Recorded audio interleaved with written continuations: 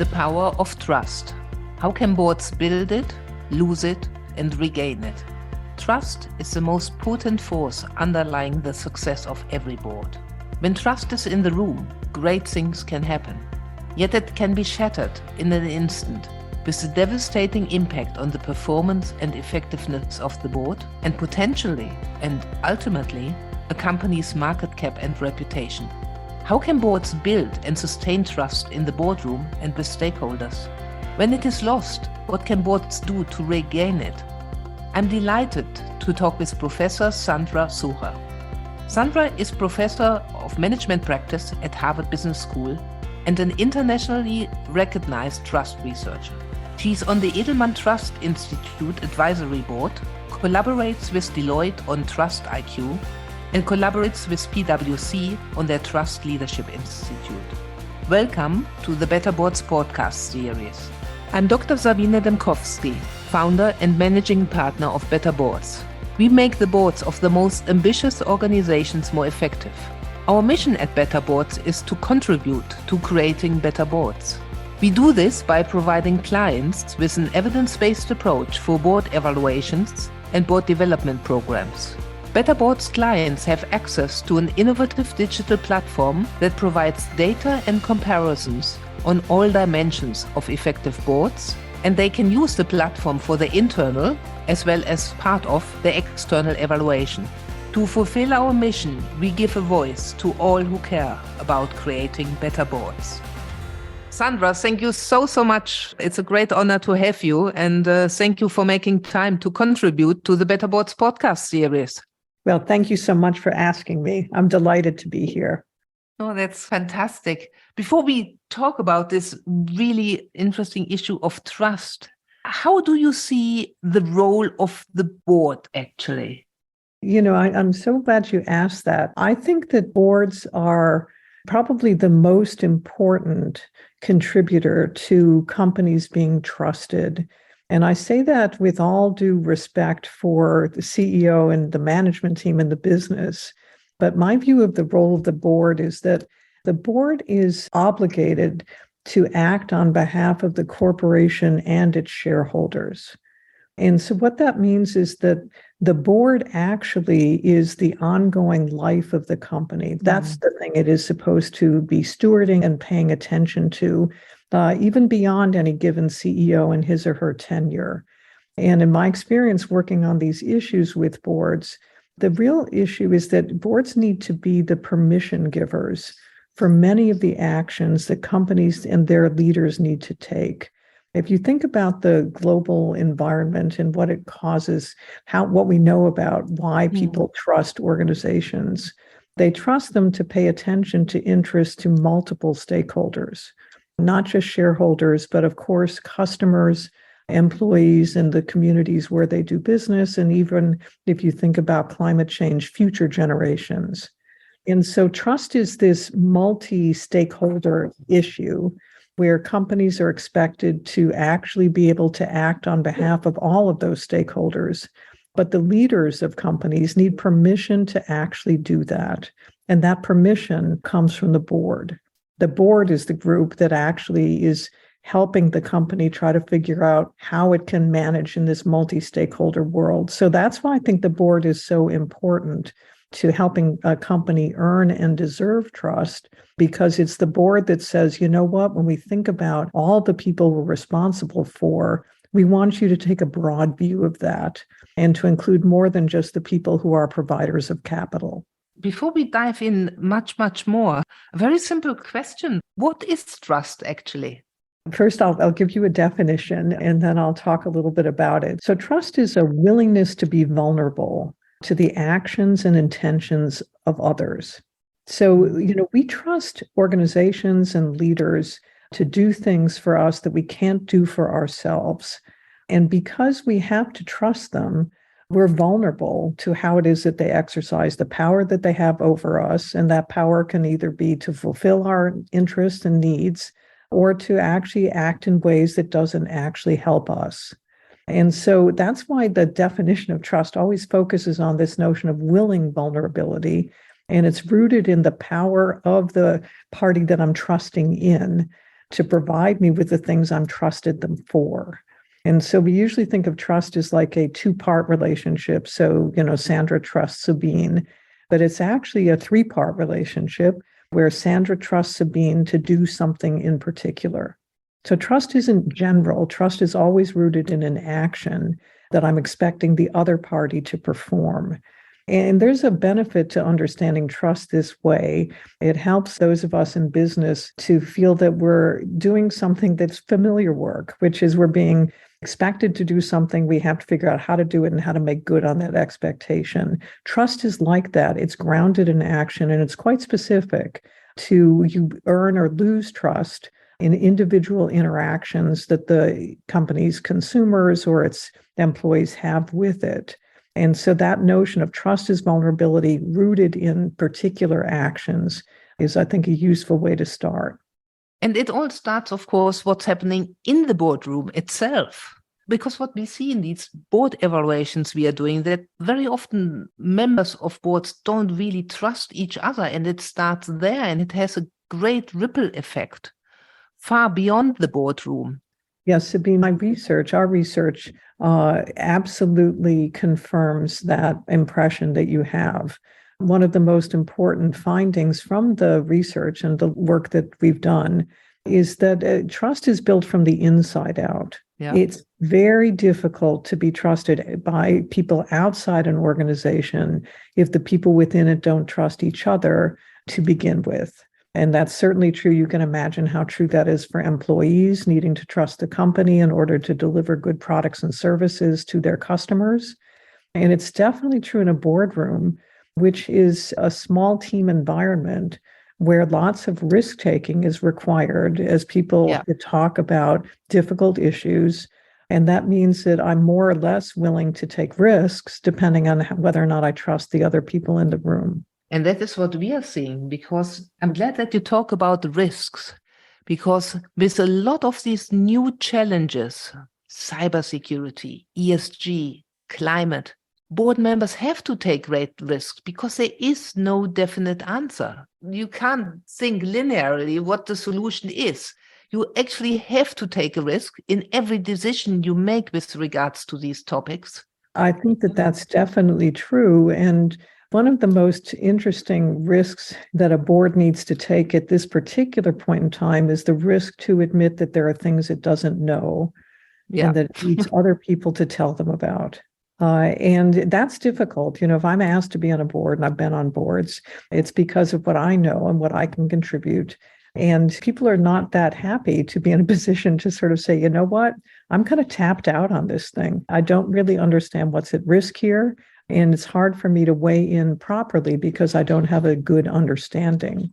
And board members are so time pressed to get the normal business of the board done that it's hard to kind of take that step back and say, for this decision that we're making, which is quite consequential, we may not know as much as we might need to know. And you don't want to pursue truth for its own sake, but it's more what's the context in which we need to understand this thing better. And what can members of boards really do to gain the trust of their colleagues, where all of this, what you described, is actually possible? Well, so let me give you a formula. What we have found out is a framework for what we know is the basis on which people trust. And so when people trust, and this is true for individuals and especially true as well for organizations, the first thing that they trust in is that the other party is competent. And so without sort of core competence, there is no reason to trust another because we're trusting people or organizations to do things. And so the first thing that board members can do is just be clear on sort of what it is that they're good at, what they're there for, and to make sure that they actually can do that really well, contribute in their sort of expected role, and be competent. Competence also has some dimensions. That's kind of technical competence. There's also a more managerial competence, which is things like the ability to read a room, the ability to sort of see, are we actually helping each other here? And there's a way of people being better process managers who are sensitive to the dynamics of what's going on in the board and competent in helping the board understanding what's happening at any given point in time. So there's kind of technical competence, there's managerial competence. And both of those help people be trusted, right? Well, that's the person who always helps us when we get to a sticky wicket, is the notion. The second basis on which people trust is people's motives. And the reason why motives are important, this is the intent question, is that if I'm vulnerable to someone else, if they have power over me, that's a time in what is motivating them becomes really, really important for me to understand. Right. If my life is in that person's hands, I want to know, are they going to use the power that they have for good? Are they going to try to help and benefit me? Or are they going to try in some way to not help me and possibly hurt me? And so our belief in other people's motives is a central part of trusting them. And motives are the way that we show whose interest we take into account. So we can't get inside the head of the other person, but what we can say is, well, when it comes down to it, whose interest is this person standing for? Is it just for their own interests or other people's interests as well? So that's the second dimension. It's this dimension of motives, and it's the second dimension on which people trust. The third is more in the domain of sort of how you get things done. And that's a kind of a means dimension where you say, I trust people because I expect them largely to be fair. They're going to take appropriate account of getting all the information they need. They're going to have good processes for coming to decisions. They're going to treat me and other people fairness, sharing information when they have it, letting us know in time that we need to do something. And so, it's important to be competent. It's important to have motives that other people recognize as taking their interest into account. And it's very important to be seen as fair, to be operating in a way that's fair and to have fair means. And then the last dimension is impact. And this is judged separately from the first three. And impact is the real on the ground effect of your actions on me. And so what the impact category says is separate from what you intended, separate from even how you went about it, or even how competent you are, is the net effect of your actions on me, one that's positive and beneficial or negative. And when I trust people, I'm not just trusting them to kind of in the general be competent or to have these things.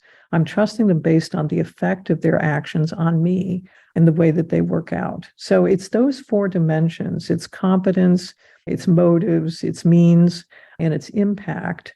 And those are ways in which, honestly, any board member can start to say, well, if I even look at my own performance, how do I think about the way people see me when they judge me against those? That's very, very helpful and leads me nicely to the next question, because our listeners always love practical tips and tricks on how they can improve their practice. Can you maybe give some examples what board members could do to gain the trust of their colleagues? So I think that one of the most important things that board members can do is to talk about why it is that they believe that something's important to do. That's always a useful thing to do, but particularly in a board meeting where we're trying to figure out a difficult situation that we're trying to understand what action we're going to take. What helps me, if I'm another person sitting at the table, is both what it is that you think we should do and why. And the why is what gives me insight into your motives, how you're thinking about what this is good for us, good for all of us. It gives me insight into the reasoning that you're applying to it.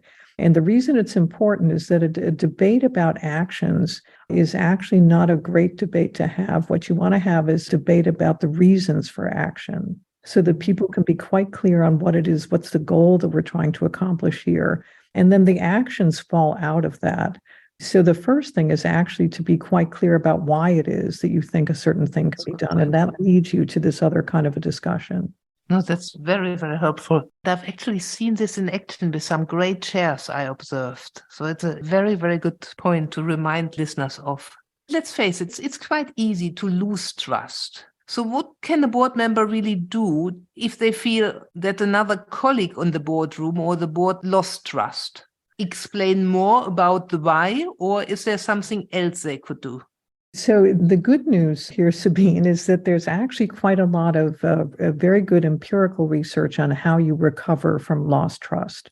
And when I was first starting, I had no idea that there was even this body of research that people have looked at. But because The situations where trust seems to matter so much is when there's a trust betrayal. There's been a lot of research about it. And so it turns out that the recovering from lost trust, I'll give you the apology formula.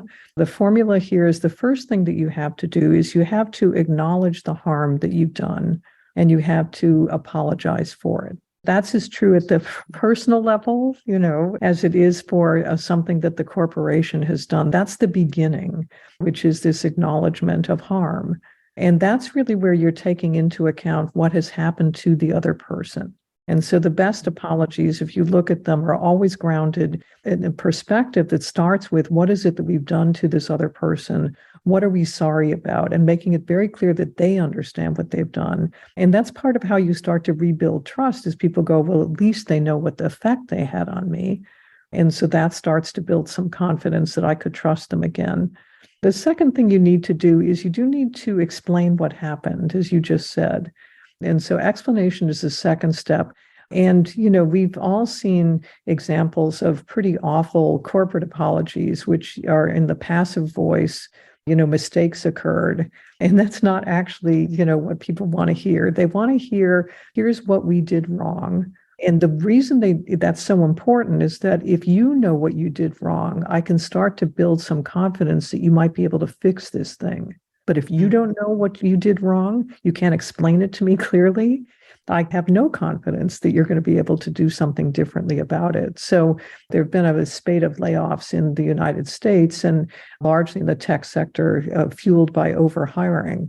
And, one CEO in particular, a guy at Stripe, which is not a US company, has actually been pretty good at sort of saying, we overhired. This was a mistake that we made. We didn't understand, what was going to happen.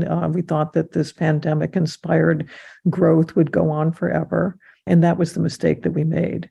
So you might not be happy that they knew that they did that, but at least it reassures you that they understand what they did wrong. And then the third step is what's called, in trust terms, an offer of repair. So, the first is I've acknowledged and said, I'm sorry. The second is I've explained what happened. And then inevitably, you want someone to say, well, what are you going to do about this? And that usually takes two stripes. One view of it is, here's how I'm going to make you whole. So I was a chief quality officer, worked at Fidelity for a decade. And so quite often, the problems we had to deal with were when we had to, give millions of dollars because of some problem that we had with the trade to a customer.